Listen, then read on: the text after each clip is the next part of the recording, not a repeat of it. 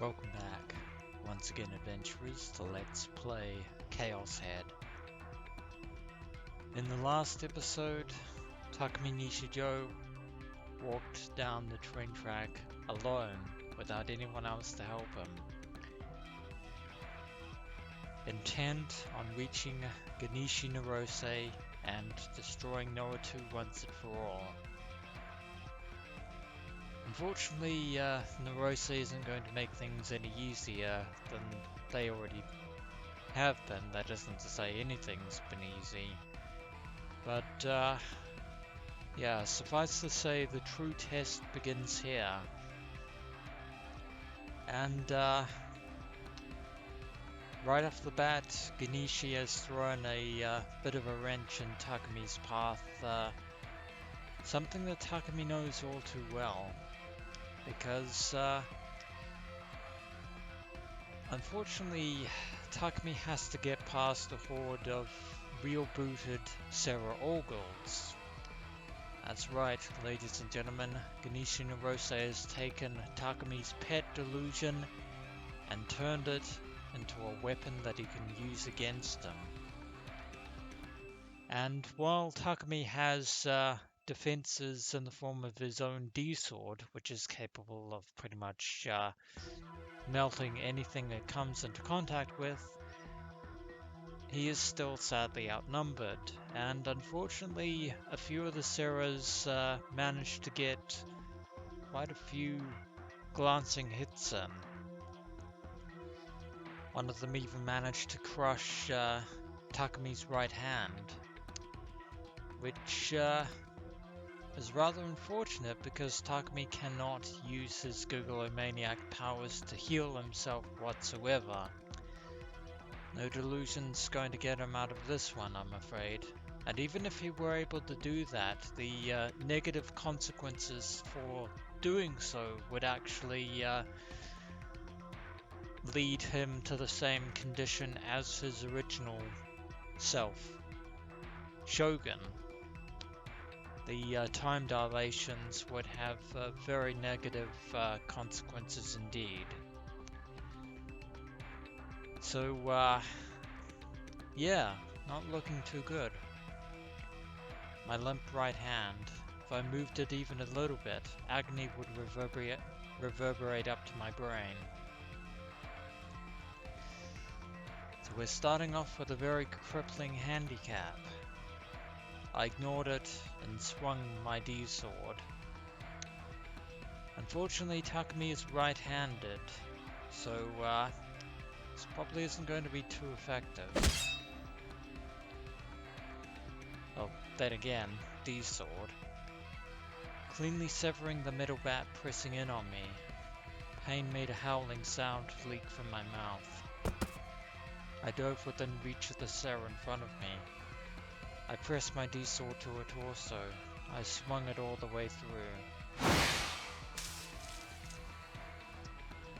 And like before, she dies a very real death.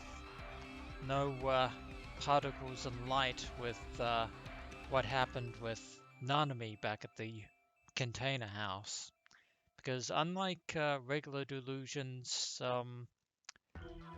well, unlike before where Noatu was only able to produce semi-regular delusions, now that it has the power to real boot them, the stakes have been raised even more. Seira-tan's blood showered my hands. Though she was an anime character, her blood was warm and everything. Yeah, real booting means not 2D anymore. Seira is 3-dimensional, as are all the other Seiras currently attacking us, of which there are too many to count. My numbing heart. Pain alone reigned over me. I wanted to block it all off, but I couldn't. Not as long as this pain were here. Yeah. That's unavoidable, I'm afraid, because, yeah, Kozue went through the exact same situation. That's the drawback of being a gigalomaniac.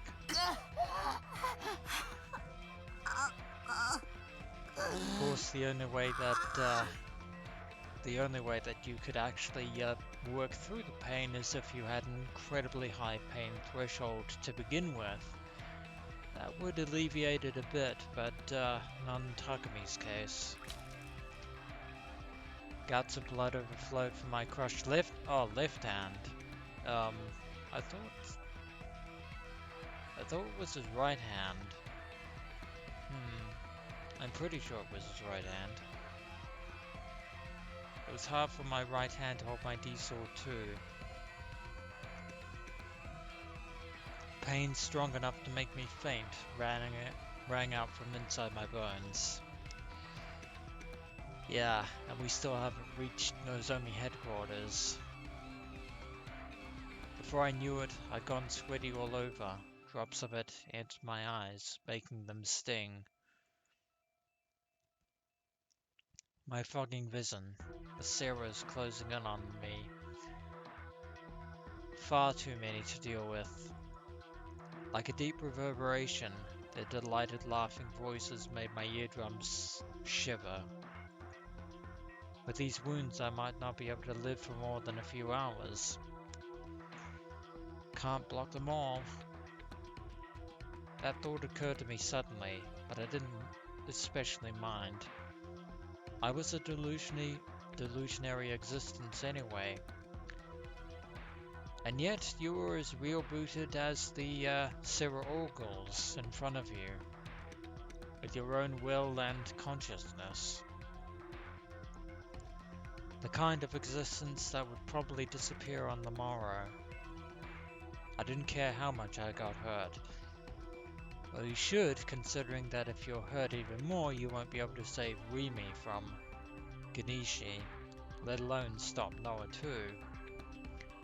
As long as I could rescue Rimi, as long as I could destroy Noah too, if all I needed to offer up were parts of this body of mine, I'd give them as much as they wanted. Yet without your body, you can't do anything. So...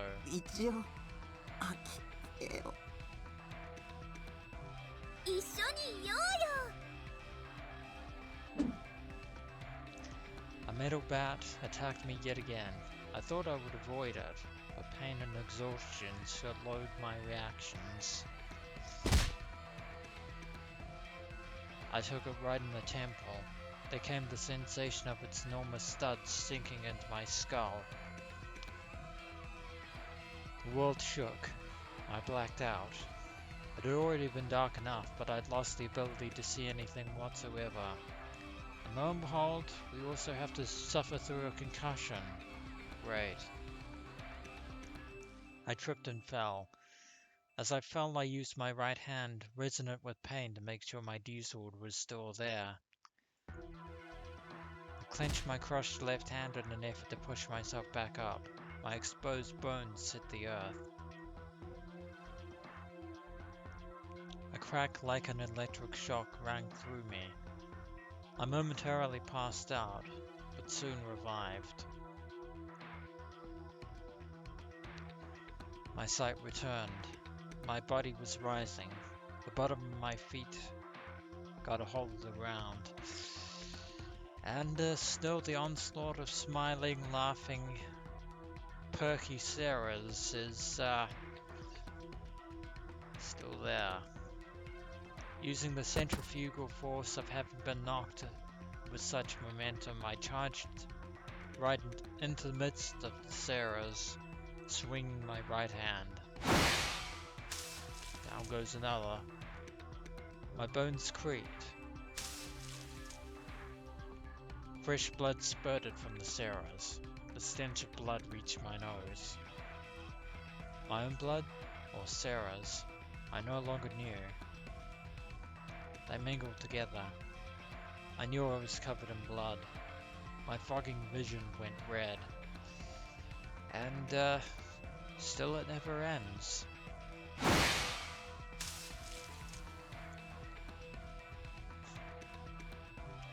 I went on slashing. I had no idea of how many of them I'd cut down. And even if we actually do manage to get through this, we're gonna be so incredibly exhausted. While Genichi remains fresh and relaxed. When would it end? I had the hallucination that Seira would keep multiplying infinitely, and probably indefinitely. Seira clung to my right hand. I swung that Seira round along with my D-sword. But she wouldn't get off me. Instead, she bent my arm backward. And, she breaks... Oh well, she, dislocated. My joint popped out. I couldn't flex it anymore.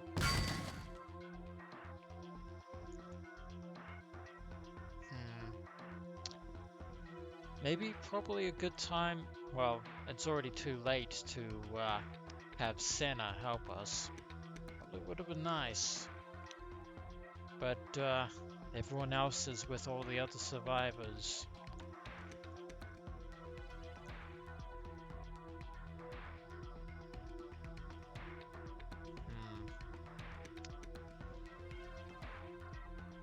Yeah, talk about a major disadvantage.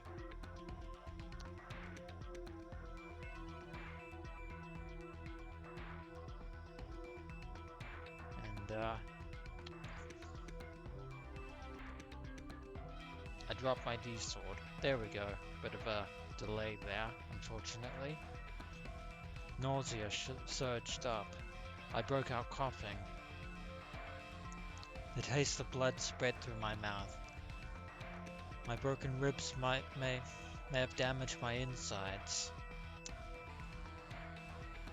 Every pain out there ate into my body.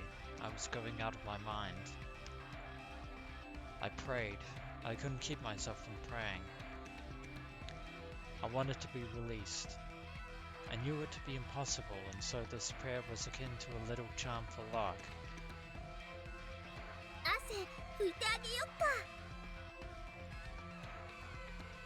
Seira peeked into my face, smiling widely. I kicked her in the jaw with all my might. I forced my right arm to tense up. It was losing all its sensation. I had the hallucination that my nerves were burning apart. My entire body went hot. At this point, the pain in my bones went rippling through my whole body instead of being confined to my arm, as if the whole of my body were breaking. And still it goes on. I had a voice like a beast growling. I wondered whose voice it was, and it turned out to be emerging from my own mouth. I moved the fingers of my right hand a tiny bit. Yeah, that must hurt a lot. I picked up my D-sword, a delusion. An image of being bound by a cord. For an instant it became reality. A cord affixed my hand to the sword. I had to go to where Rimi was, beyond this darkness.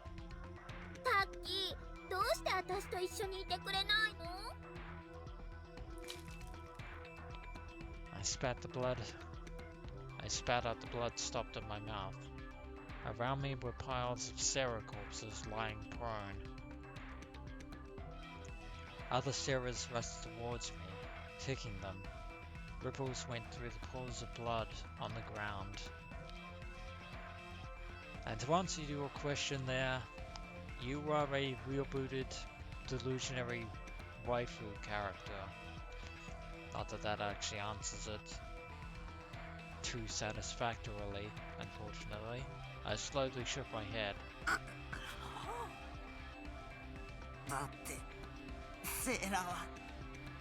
I gripped my teeth. Yeah, if she was Takumi's delusion, then she wouldn't be fighting him. But because all these Seiras, including this one, are all byproducts of Noah too, and by extension Genichi Narose, They're our enemy and must be eliminated. アニメじゃないか。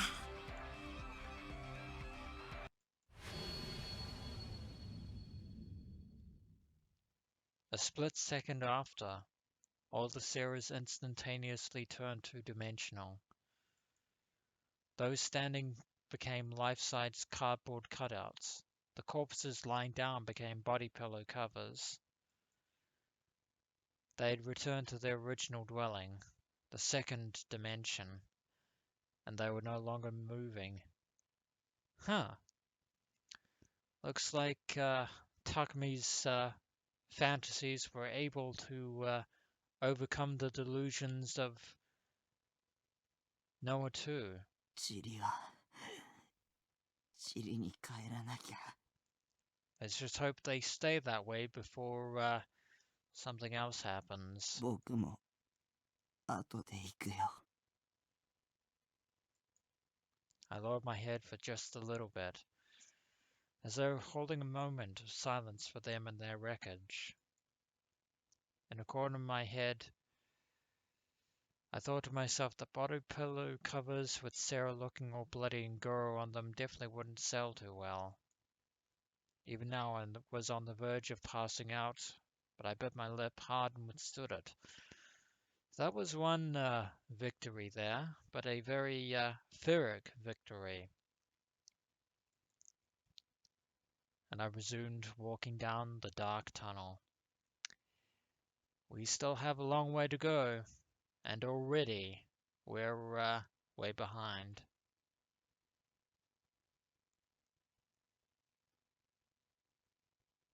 At this rate, Genichi has us exactly where he wants us. An old single tower building at the south exit of Shibuya Station. Almost all the other buildings had collapsed partially or fully, yet it alone remained unscarred. What a surprise. On its roof was the dome of a planetarium that had closed down several years previously.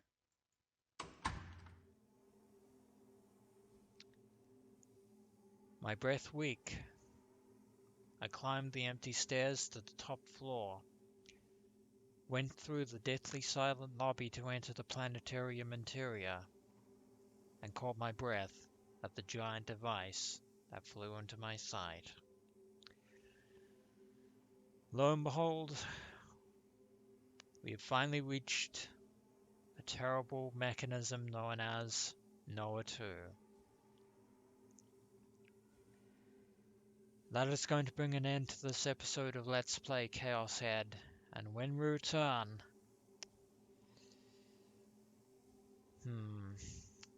we will have to face Genichi Norose. But who can say what terrible other things that he might have up his sleeve in store for us at this point. As always, adventurers, until next we meet.